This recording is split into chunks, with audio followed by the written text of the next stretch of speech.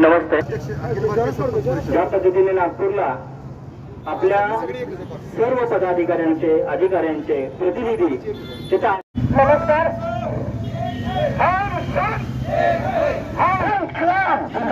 अरे कोण म्हणतो येत नाही भेटलं गोड असलं कोण म्हणतो येत नाही भेटलं गोड असलं इन्क्लाब जिंदाबाद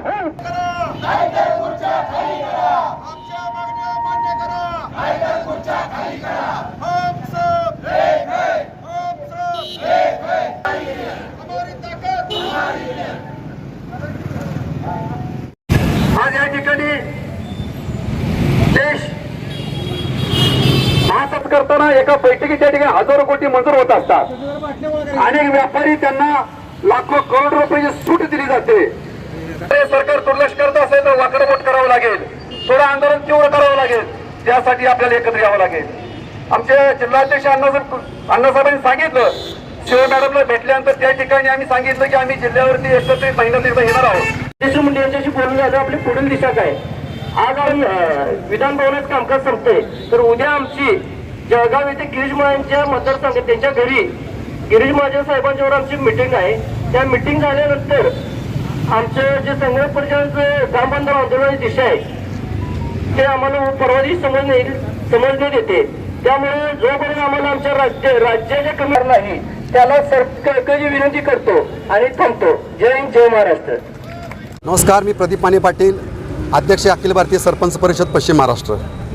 आज या ठिकाणी अखंड महाराष्ट्रावर 28,000 आज गावं बंद झालेली आहेत। सरपंच परिषद असेल, ग्रामसेवक संघटना असेल, रोजगार सेवक संघटना असेल, संगणक परिचालक असेल किंवा ग्रामपंचायत कर्मचारी संघटना असेल, आम्ही सर्व एकत्रित येऊन एक वज्रमुठ बांधून आज राज्यभर आम्ही पंचायत समिती स्तरावर, जिल्हा स्तरावर या ठिकाणी साखळी उपोषणाच्या माध्यमातून सरकारला आमच्या मागण्या मागत आहोत।